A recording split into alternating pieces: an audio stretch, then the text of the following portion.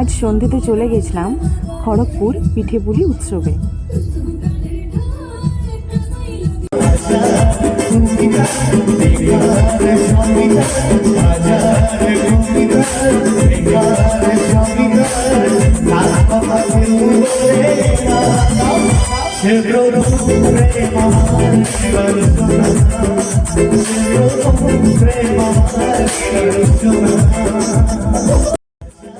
মেলায় টেস্ট করলাম চিতই পিঠে,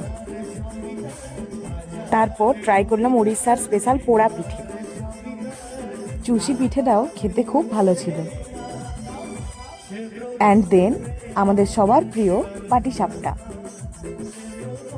অনেক মিষ্টি হলো, এবার একটু নোনতা হোক, তাই বড়া পাও আর ভেলপুরির আয়োজন।